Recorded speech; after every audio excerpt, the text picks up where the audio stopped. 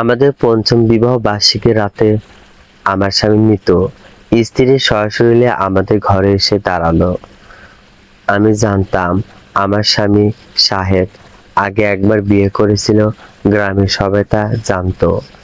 তার প্রথম স্ত্রী রাবেয়া 7 বছর আগে এক ভয়াবহ সড়ক দুর্ঘটনায় মারা যায়। শাহেদ একেবারে ভেঙে পড়েছিল তখন। 2 বছর ধরে সে তার সুখে ডুবে থাকার পর আমার সাথে তার বিয়ে হয়। আমাদের বিয়ের পর শাহেদ আমাকে সব খুলে বলেছিল। রাবেয়া আমার প্রথম ভালোবাসা ছিল। ওর কথা আমার সারা জীবন মনে থাকবে। কিন্তু সে তো আর এই দুনিয়ায় নেই। এখন তুমি আমার বর্তমান, আমার ভবিষ্যৎ।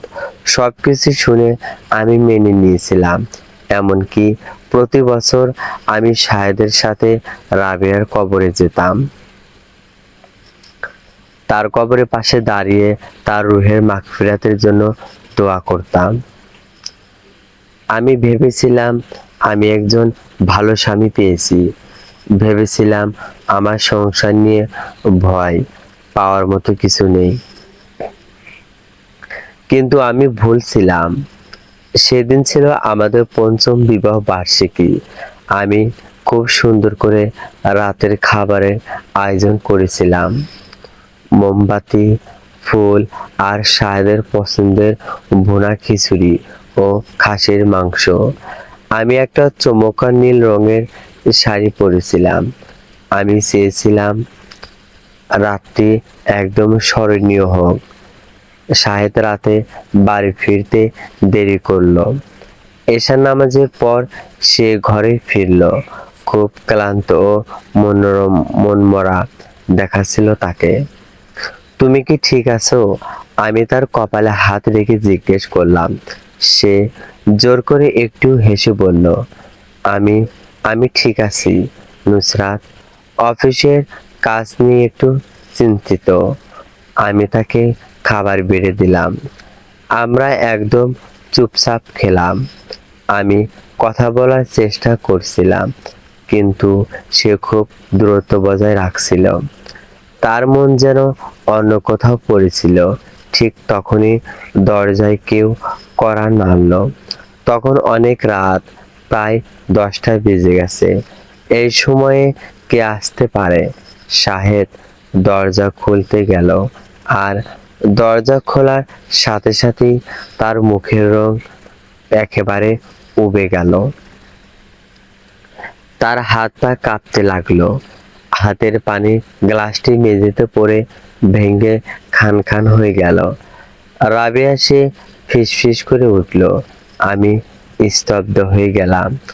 রাবেয়া, এটা অসম্ভব।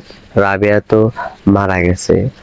আমি নিজে তার কবরের পাশে দাঁড়িয়ে দোয়া করেছি, কিন্তু সে যেখানে দাঁড়িয়েছিল আমাদের দরজার সামনে, সে শাহেদের দিকে তাকিয়ে বলল, আসসালামু আলাইকুম। আমাকে কি মনে আছে তোমার? আমি চিৎকার করে উঠলাম। নিজেকে ধরে রাখতে পারলাম না। ভয়ে ঘরের কোণে গিয়ে জড়সড় হয়ে দাঁড়ালাম। এটা কোনোভাবেই সম্ভব নয়। আমি প্রায় কান্না করে দিয়েছি। রাবেয়া তো মারা গেছে। আমরা তার কবরে গিয়ে দোয়া করেছি। রাবেয়া ভেতরে হেঁটে এলো। তার চোখ শাহেদের ওপর থেকে সরছিল না। শাহেদ, আমি তোমার কাছে ফিরে এসেছি।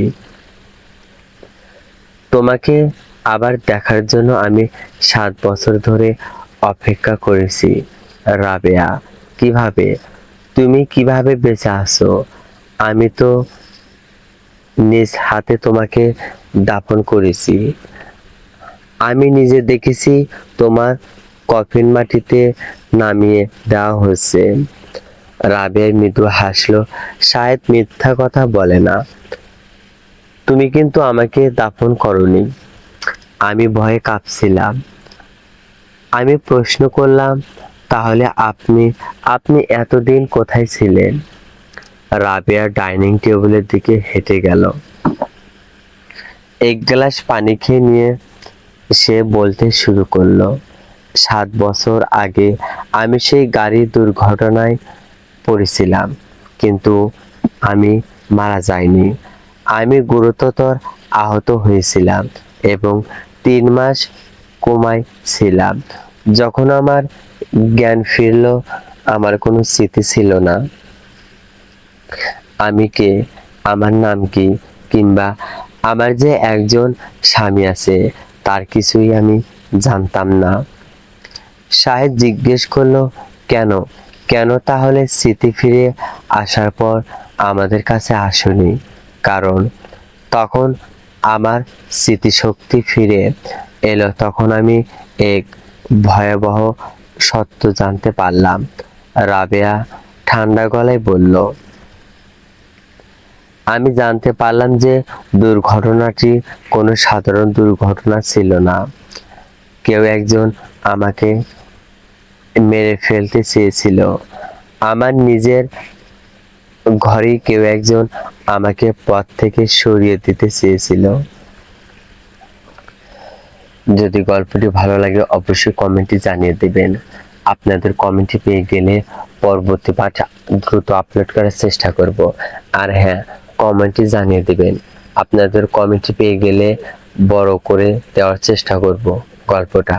চলবে। Please subscribe to my channel.